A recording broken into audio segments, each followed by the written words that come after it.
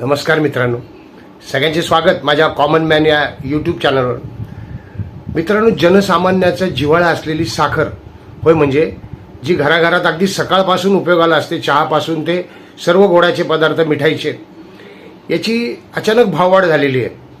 म्हणजे सध्या साखर 60च्या घरात गेली, 60 ते 80च्या दरम्यान आहे वेगवेगळ्या ठिकाणी साखरेचे भाव, आणि ती लवकर 100च्या घरात जाऊ शकते असा देखील अंदाज व्यक्त केला जातो आहे. साखर हा जिव्हाळ्याचा विषय म्हटल्यानंतर साखर भाववाढीबद्दल निश्चितच आहे की आता सणासुदीचे दिवस आहेत.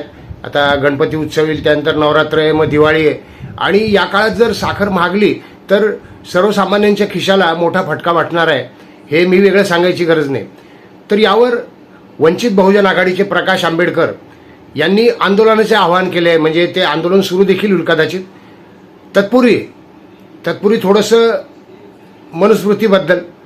मनुस्मृतीचा जो उल्लेख केला आहे राहुल गांधींनी, याबद्दल प्राध्यापक अंजलीताई आंबेडकर, म्हणजे प्रकाश आंबेडकर यांच्या सुविद्य पत्नी आणि वंचित बहुजन आघाडीच्या ज्येष्ठ कार्यकर्ता, सामाजिक कार्यकर्त्या, यांनी उपहासात्मक टिप्पणी केलेली आहे.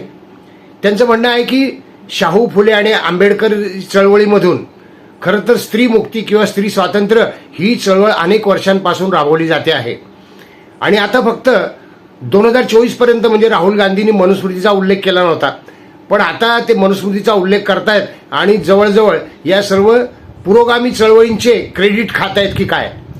मग त्यांनी काँग्रेसचा सवर्ण डिव्हाइस म्हटलेलं आहे. सवर्ण माध्यमातून, काँग्रेसच्या माध्यमातून जर पुढे आलं तरच एखादी गोष्ट स्वीकारायची का, असं त्यांचा प्रश्न स्वाभाविक आहे. अनेक तरुणांना माहीत नसेल की भारतरत्न डॉक्टर बाबासाहेब आंबेडकर यांनी हिंदू कोड बिलावरून राजीनामा दिला होता. म्हणजे कायदेमंत्री भारताचे पहिले, आणि राजीनामा द्यावा लागला होता. हिंदू कोड बिल काय होतं हे काही लोकांना माहीत नसेल, त्याबद्दल वाचलं नसेल. महिलांच्या सुधारणा करताच होतं, महिलांच्या स्वातंत्र्याबाबतीतच होतं हिंदू कोड बिल, आणि ते संसदेत पास करून न घेतल्यामुळे किंवा त्यावेळेच्या सरकारचाच, वर्तमान सरकारमधल्याच काही ज्येष्ठ नेत्यांचा विरोध असल्यामुळे त्यांना ते बिल पास करून घेता आलं नाही, आणि त्या खेदाने त्यांनी खंत व्यक्त केली होती बिल पास करताना की मी जर स्त्रियांच्या भल्यासाठी काही करू शकत नसेल किंवा स्त्रियांच्या भल्याचे कायदे आणू शकत नसेल संसदेमध्ये, तर मला पदावर राहण्याचा अधिकार नाही. बघा केवढी उच्च नैतिकता होती. हिंदू कोड बिलामधल्या काही तरतुदी मी तुम्हाला सांगतो. त्यामध्ये घटस्फोटाचा समान अधिकार स्त्री आणि पुरुषांना मिळावा, त्यानंतर वारसा हक्क, म्हणजे वडिलोपार्जित संपत्तीमध्ये स्त्रीला वारसा हक्क मिळावा, याकरता देखील त्यामध्ये उल्लेख होता हिंदू कोड बिलामध्ये. आणि त्यावेळी हिंदू समाजाकडून म्हणा किंवा मुख्यतः सरकारमधीलच काही लोकांचे विरोध होते, आणि त्यामुळे बाबासाहेबांना राजीनामा द्यावा लागला होता. नंतर 1956 मध्ये पंडित जवाहरलाल नेहरू यांनी त्या कायद्यांमध्ये थोडासा बदल करून ते कायदे पुढे आणलेले आहेत. म्हणजे ही चळवळ काय राहुल गांधींनी सुरू केलेली नाही स्त्री मुक्तीची.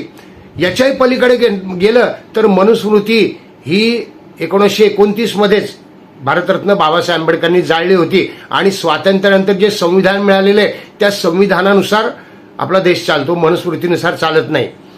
मात्र परवा राहुल गांधींचा असा आवेश होता की मनुस्मृती जणू काही सध्या लागू आहे हिंदू कुटुंबांमध्ये स्त्रियांचा आवाज दाबला जातो आहे. गंमत अशी की त्या मंचावर सगळे आधुनिक पेहराव केलेल्या स्त्रिया उपस्थित होत्या. आधुनिक पेहराव म्हणजे मुक्त विचारांच्या स्त्रिया उपस्थित होत्या तिथे. आणि अशा वेळी राहुल गांधींची टीका म्हणजे हा विरोधाभासच आहे. याचा अर्थ असा आहे की शाहू फुले आंबेडकर यांच्या चळवळीचं क्रेडिट काँग्रेस घेऊ पाहते आहे का या माध्यमातून, असाही प्रश्न अंजलीताई आंबेडकर यांनी उपस्थित केलेला आहे. आता साखरेबद्दल प्रकाश आंबेडकर यांनी आवाहन केलंय. त्यांनी स्पष्ट आवाहन केलंय की जिल्हा परिषदा, पंचायत समित्या आणि सरकारमधील जेवढे काही नेते आहेत, पदाधिकारी आहेत, त्यांच्या घरासमोर धरणे आंदोलन साखरेसाठी सुरू केलं पाहिजे. साखरेची जी अचानक भाववाढ होते आणि कदाचित सणासुदीच्या निमित्ताने हे 100ला पोहोचू शकते, तर सर्वसामान्यांच्या खिशाला मोठी कात्री आहे. कारण साखर प्रत्येक घरात वापरलीच जाते, तो जिव्हाळ्याचा विषय आहे. आता इथेनॉल आणि साखरेचा काय संबंध आहे असा देखील काही लोकांच्या मनात विचार आहे. म्हणजे साठेबाजीमुळे इथेनॉलला विरोध, याच्यामुळे साठेबाजी होते का? इथेनॉल निर्मितीवर इथेनॉल निर्मितीचा परिणाम साखर निर्मितीवर होतो आहे का?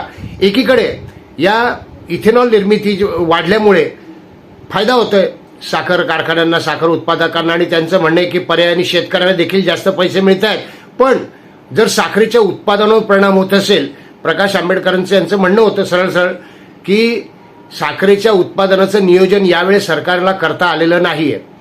म्हणजे इथेनॉलवर ते प्रत्यक्ष बोलले नाही, पण साखरेचं नियोजन म्हणजे वाढीव मागणी आहे काय, लोकसंख्या वाढते तशी सगळ्याच गोष्टींची मागणी वाढणार आहे, आणि वाढीव मागणी असेल तर सरकारला उत्पादनाचं, साखर उत्पादनाचं नियोजन करणं, वाटप करणं किंवा ती व्यवस्था राबवणं यात कदाचित सरकार कमी पडलं आहे, आणि त्याकरता सरकारला धारेवर धरलं पाहिजे.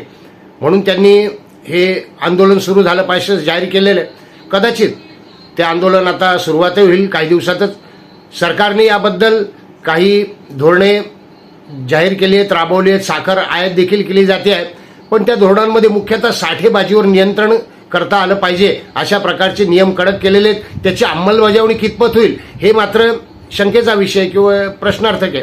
आंदोलनाची जे काही साखर नियंत्रणासाठी साठेबाजीवर ते काही जे काही कडक नियम होतील ते अंमलात आणले पाहिजे, तर मला वाटतं आपली सगळ्यांची दिवाळी गोड जाणार आहे.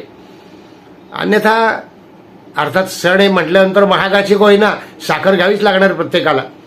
तर महत्त्वाचं, प्रकाश आंबेडकर जर आंदोलन करणार असतील तर त्यांना नक्कीच जनसामान्यातून यासाठी पाठिंबा मिळणार आहे, आणि हे एक अतिशय स्वागतार्ह असं त्यांचं पाऊल आहे. त्याबाबत त्यांनी केलं पाहिजे. अजून 2 गोष्टी आहेत, अजून 2 घटना आहेत, त्याबद्दल मी बोलणारच आहे. की महापालिका आयुक्त मुंबईच्या अश्विनीताई भिडे यांनी प्रकाश आंबेडकरांची भेट का नाकारली आहे, आणि हे 3 वेळा घडलेलं आहे, त्याचे कारण नेमके काय त्याबद्दल देखील आपण पुढच्या व्हिडिओत चर्चा करणार आहोत. आता तुर्तास थांबूयात. राहुल गांधी यांनी क्रेडिट घेणे बंद करावे, किंवा काँग्रेसने केवळ राहुल गांधी स्वतःला उच्चवर्णीय समजतात किंवा ते जन्मधारी ब्राह्मण म्हणतात आणि म्हणून मनुस्मृती ते उच्चाटन करणार आहेत असं अजिबात नाही. तर मनुस्मृती पूर्वीच जाळली गेली आहे. देश संविधानाने चालतो, आणि आता देखील देशात असे कायदे आहेत जे महिलांसाठी विशेष कायदे आहेत, आणि महिलांना विशेष संरक्षण देण्यात आलेलं आहे. त्यामुळे शाहू फुले आंबेडकर चळवळीचे किंवा आंबेडकरवाद्यांनी जे अगदी पूर्वीपासून स्त्रीमुक्तीसाठी आंदोलने करतायत, स्त्रीमुक्तीसाठी चळवळी करतायत, ज्या करता भारतरत्न डॉक्टर बाबासाहेब आंबेडकरांनी राजीनामा दिला, त्या सगळ्यांचं क्रेडिट काँग्रेसने घेऊ नये अशीच काँग्रेसला एक प्रकारे इशारा देण्यात आलेला आहे. व्हिडिओ आवडला असेल तर लाईक करा, शेअर करा, सबस्क्राईब करा. भेटूयात नवीन व्हिडिओत कॉमन मॅनसह. धन्यवाद.